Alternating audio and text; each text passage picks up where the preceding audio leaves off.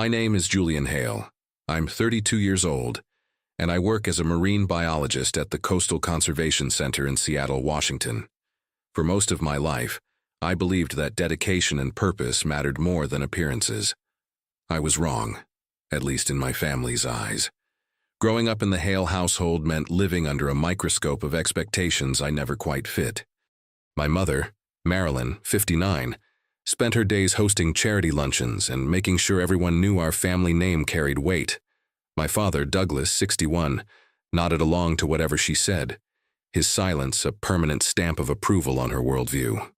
And then there was Vanessa, my younger sister, 29, beautiful, charming, and everything they ever wanted in a child. I chose a different path. While Vanessa climbed the social ladder with calculated precision, I spent my days knee-deep in research about coral reef preservation and coastal ecosystem recovery. My salary was modest, around $72,000 a year, a bit below average for Seattle, but enough to live comfortably in a small apartment near the waterfront with my girlfriend, Kira O'Donnell, a 30-year-old oceanographer from Ireland who shared my passion for marine conservation. Kira and I met 4 years ago at a conference in Vancouver. She was presenting research on kelp forest restoration, and I was captivated, not just by her findings, but by the way her green eyes lit up when she talked about protecting the ocean. We became research partners first, then something more. She understood me in ways my family never did. In early 2024, Vanessa got engaged to Gregory Caro, a financial executive in Portland who made more in a month than I made in a year. Gregory drove a Mercedes-Benz E-Class, wore custom suits, and talked about quarterly earnings the way I talked about marine biodiversity. My parents couldn't have been prouder. Finally, the Hale name would be associated with real success. The wedding was set for late June 2024, and for months it was all my mother talked about. The venue at the Columbia River Gorge, the guest list that read like a who's who of Portland's elite. Every detail had to be perfect. 1 month before the ceremony, I received a text message from my mother. It was a Tuesday afternoon in late May, and I was in the lab running water quality tests when my phone buzzed. "Julian, we need to talk about the wedding." I called her back during my break. "What's up, Mom?" There was a pause on the line. Marilyn took a breath before speaking. "Honey, I've been thinking. Maybe it would be better if you didn't come to Vanessa's wedding." The words hit me like cold water. "What do you mean?" "It's going to be a very formal event," she said carefully. "Gregory's family is very particular. His guests are all high-level executives. I just think you might feel out of place." Out of place. But what she meant was that I would embarrass them. My 2017 Toyota Camry with its faded paint, my off-the-rack suit, my career that couldn't be easily explained at cocktail parties. I was the family's dirty secret, the son who'd chosen passion over profit. "Does Dad feel the same way?" I asked. "Your father agrees it might be for the best." Of course he did. Douglas Hale had never disagreed with my mother about anything in his life. "What about Vanessa?" I asked. "Vanessa understands," my mother said quickly, though I heard the slight waver in her voice. "She knows how important this day is, and she doesn't want any distractions." Distractions. That's what I'd become to them. If you enjoy stories of cold-blooded revenge and gripping plot twists, like this video and subscribe to the channel now. There are brand new, unreleased stories here every day, each one more intense than the last. I sat in my car in the lab parking lot for a long time after that call. I watched the rain streak down the windshield and felt something shift inside me. Not anger exactly. Anger was too hot, too immediate. This was something colder, more deliberate. I texted my mother back a single word, "Understood." And in that moment I decided I was done seeking their approval. I wouldn't fight their decision. I wouldn't argue or plead. I would simply move forward and let my work speak for itself. That evening, I told Kira what had happened. We were sitting on our small balcony overlooking Puget Sound. She listened without interrupting, her hand resting on mine. "They don't deserve you," she said finally, her Irish accent more pronounced when she was angry. "They never have." "I know," I said, but hearing it said out loud, That made it real in a way I couldn't ignore anymore. "So what are you going to do?" Kira asked. I looked out at the water. "Nothing. I'm going to keep doing exactly what I've been doing. Keep working, keep researching, keep making a difference." She squeezed my hand. "That's my favorite kind of revenge, just being better than they'll ever understand." 2 weeks later, something unexpected happened. Dr. Elise Navarro, a renowned marine researcher at the University of Washington, reached out to me via email. She was helping coordinate an international documentary series about scientists dedicated to ocean conservation. "We're looking for researchers who are doing meaningful work outside the spotlight," she wrote. "Your work on coral rehabilitation in the Pacific Northwest caught our attention. Would you be interested in participating?" I read the email 3 times. This wasn't about fame or money. The documentary was being produced for National Geographic's platform. But the idea of sharing my work with a broader audience, of maybe inspiring someone else to care about the ocean the way I did, that meant something. I accepted the invitation. The filming started in mid-June 2024. The documentary team was small: a director named Henrik from Denmark, a cinematographer named Claire, and a sound engineer named Robert. They followed Kira and me through our daily routines, filming us conducting water quality tests, tagging sea lions, teaching undergraduate students about marine ecosystem management. Henrik had a philosophy about documentary filmmaking that I appreciated. "I don't want manufactured drama," he told me on the first day. "I want truth." And that's what they captured. The truth. Me in my worn wetsuit hauling equipment onto research boats.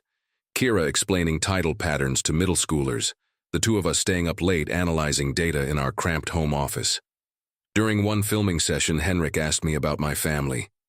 "Do they support your work?" I paused before answering. "My family doesn't really understand what I do," I said carefully. "They measure success differently than I do. They value status and appearance. I value impact and purpose." "Does that bother you?" he asked. "It used to," I admitted. "Not anymore.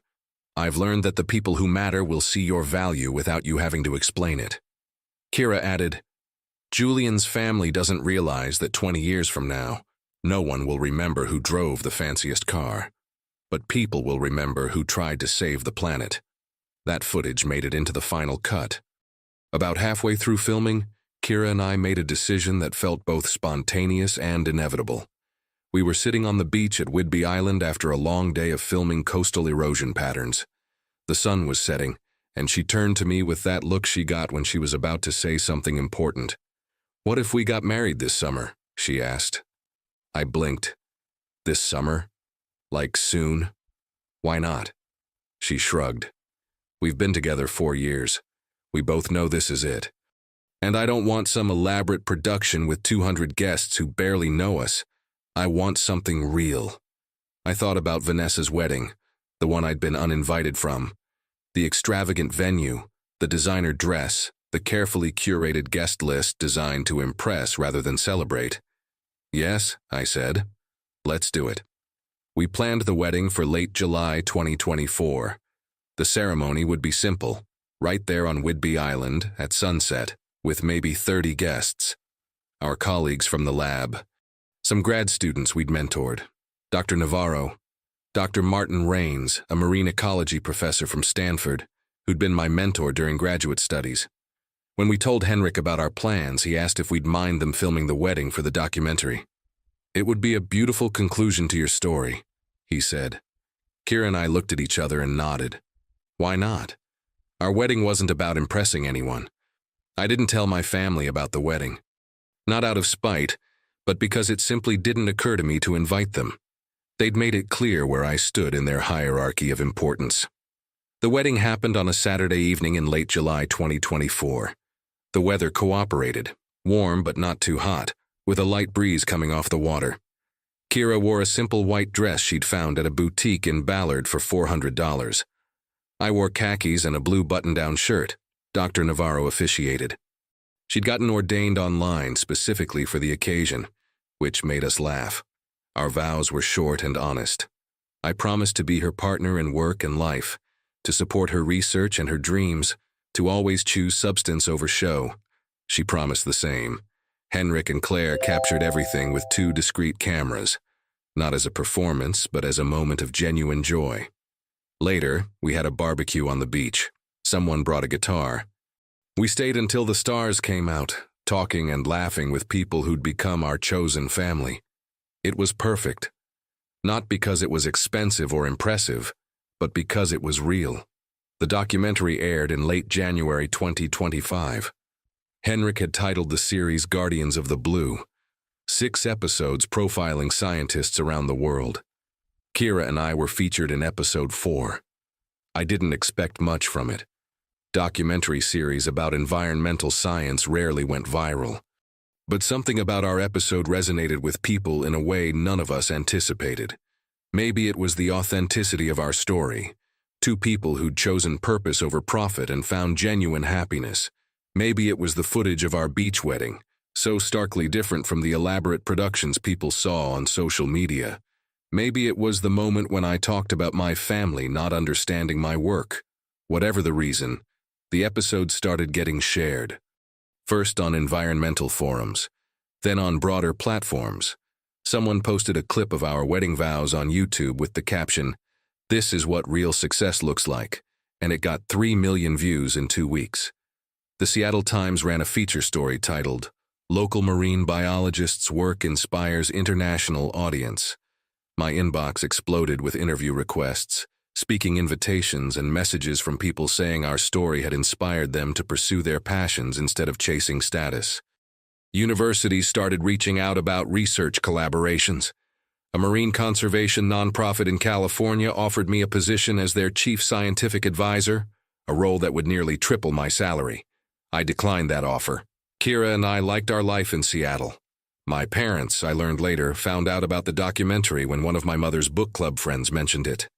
"Marilyn, I had no idea your son was doing such important work," the woman had gushed. My daughter showed me that documentary, and I was just moved to tears. My mother had apparently smiled tightly and changed the subject. In March 2025, I received an email that made me pause. It was from Patricia Thornton, the head of corporate sustainability at Cascade Financial Group, a major investment firm in Portland, Gregory Caro's employer.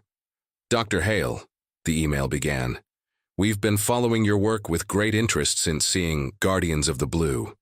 And we're hosting a sustainability summit in April for our executives and key stakeholders. We would be honored if you'd consider being our keynote speaker." The speaking fee she quoted was more than I made in 2 months. But that wasn't what caught my attention. What caught my attention was the company name, Gregory's Company. I showed the email to Kira. She read it twice, then looked at me with raised eyebrows. "Are you going to do it?" "I don't know," I said honestly. "It feels like the universe has a sense of humor," Kira said. "The family that was too embarrassed to have you at a wedding is now going to watch their Golden Boys company beg you to speak at their event." She was right, of course, but I wasn't doing this for revenge. If I accepted, it would be because the opportunity to speak to business leaders about environmental responsibility was too important to pass up. I accepted the invitation. The summit was scheduled for April 15, 2025. As the date approached, I prepared my presentation the same way I prepared any academic talk, with thorough research, clear data, and practical applications. I wasn't there to showboat or humiliate anyone. I was there to do my job.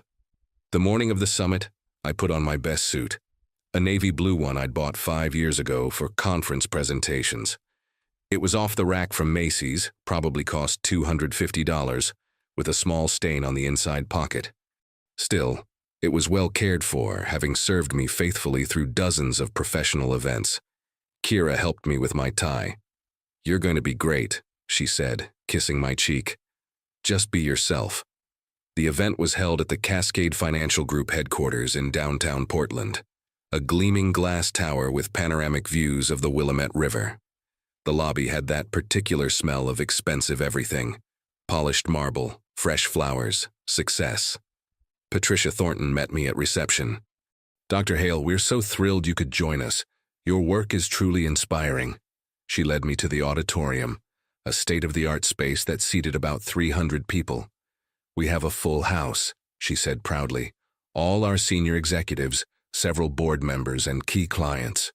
As we walked backstage, she mentioned casually, "Our CFO, Gregory Caro, has been particularly vocal about his support for environmental initiatives. He was one of the people who pushed hardest to bring you here." I nodded politely, not mentioning that Gregory was married to my sister. The auditorium filled quickly. From backstage, I could see the crowd, men and women in expensive suits, holding tablets and coffee cups. The front rows were reserved for executives, and there, sitting in the second seat from the left, was Gregory. Next to him sat Vanessa, wearing a cream-colored dress that probably cost more than my entire wardrobe. And next to Vanessa, looking uncomfortable in their seats, were my parents.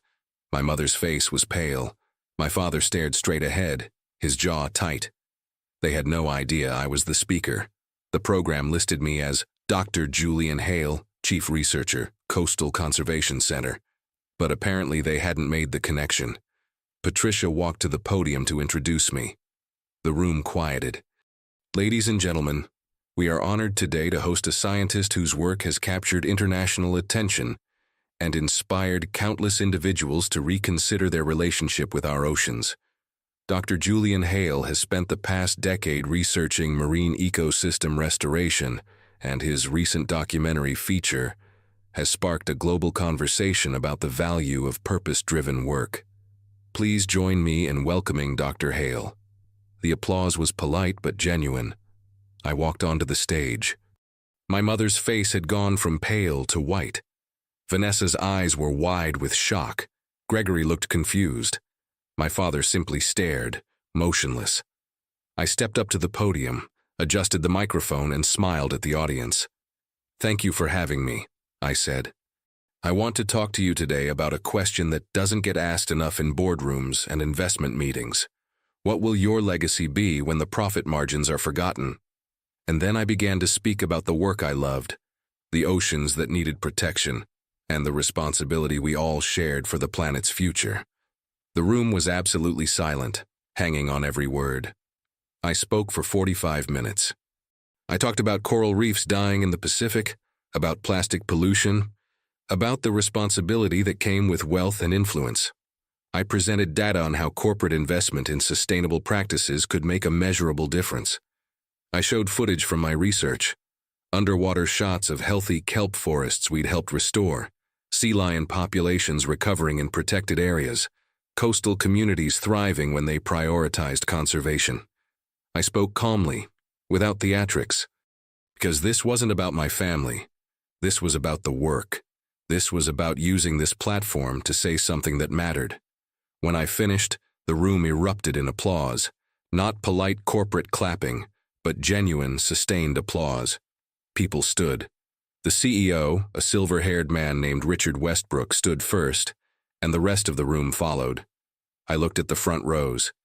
Gregory was standing, clapping, his expression a mixture of admiration and discomfort. Vanessa stood slowly, her hands moving mechanically. My mother remained seated for a few seconds longer than everyone else. My father stood last, his applause muted. The standing ovation lasted almost a minute. Patricia joined me on stage as the applause finally died down. "Dr. Hale, thank you for that powerful presentation. We have time for a few questions."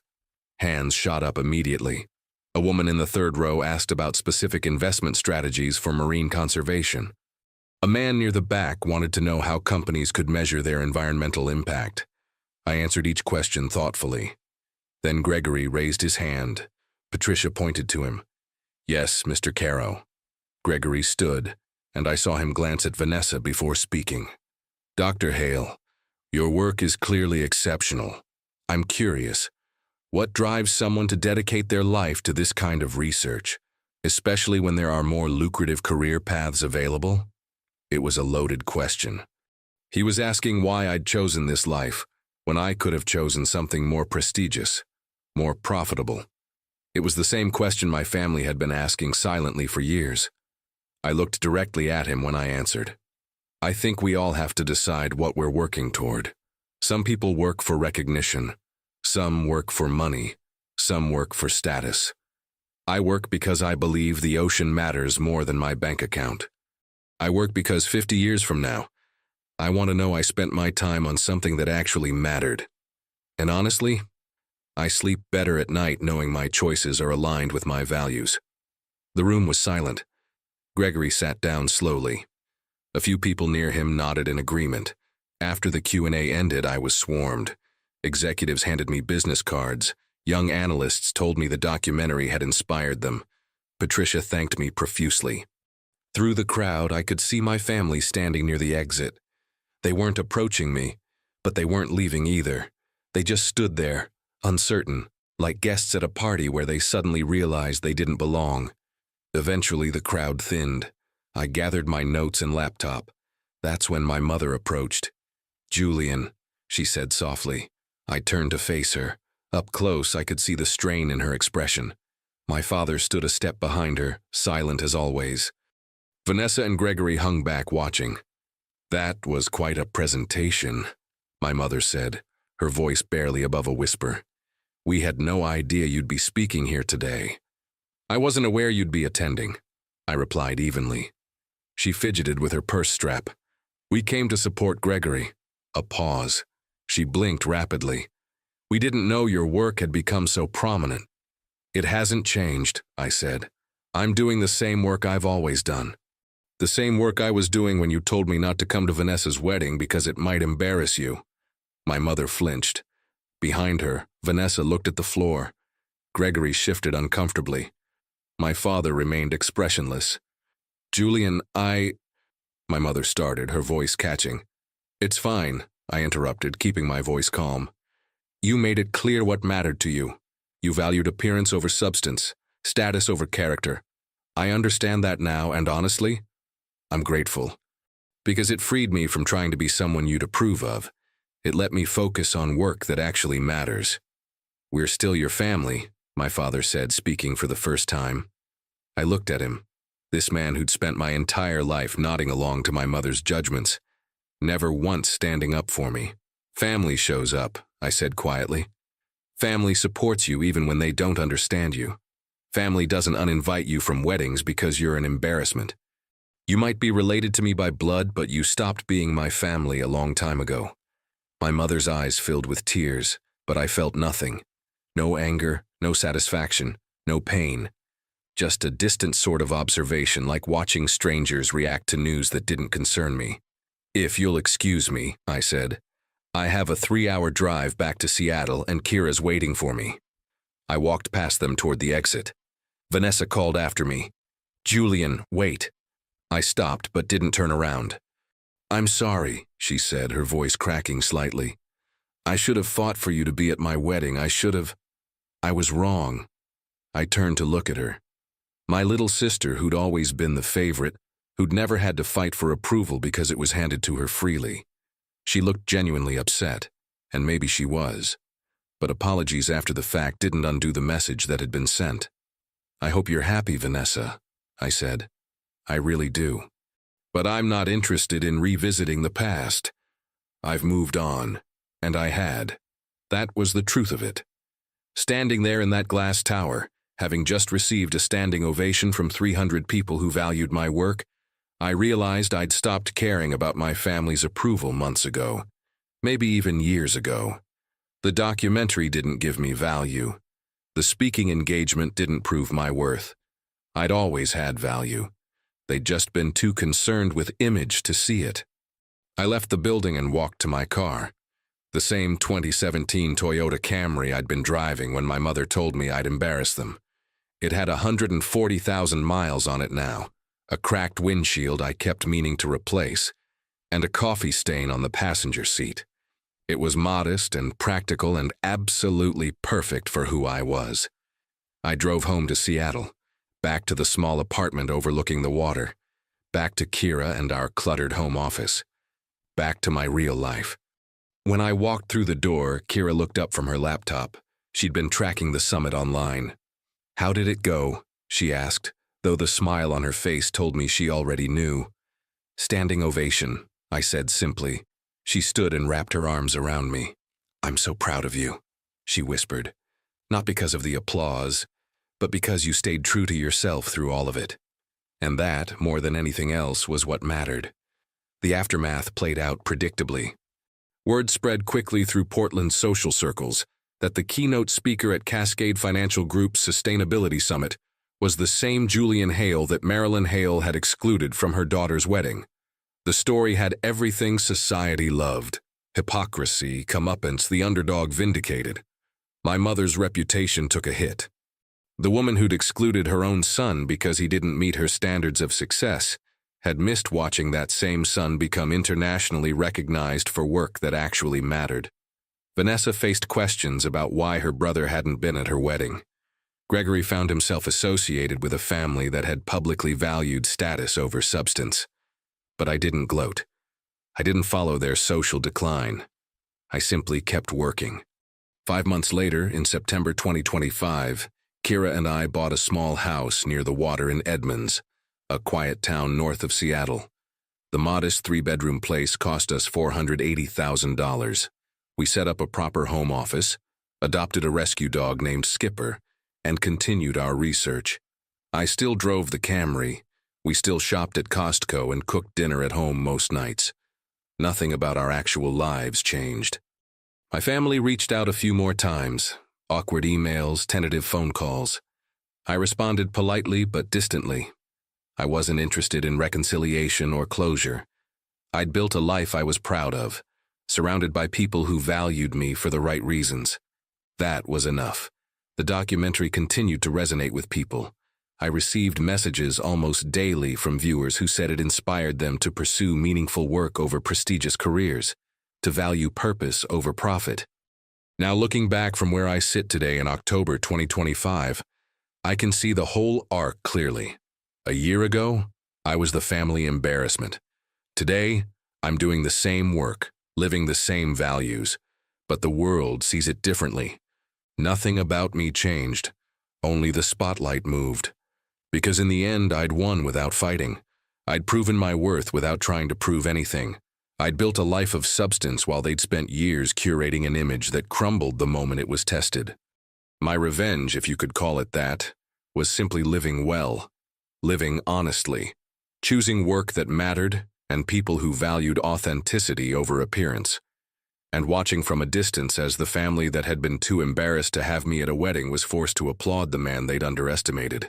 On quiet evenings, when Kira and I sit on our back deck watching the sunset over Puget Sound, Skipper curled at our feet, I sometimes think about that phone call in my car. The rain on the windshield. The moment I decided to stop seeking approval and just live. That was the real victory. Not the standing ovation. Not the viral documentary. Not the vindication. Just the peace of knowing I'd chosen right all along. If you enjoyed this story, please like this video and leave a comment telling me what you thought. And if you're not already subscribed to the channel, please subscribe and hit the bell icon to get notifications for new stories like this one. Thank you for watching, and I'll see you in the next one.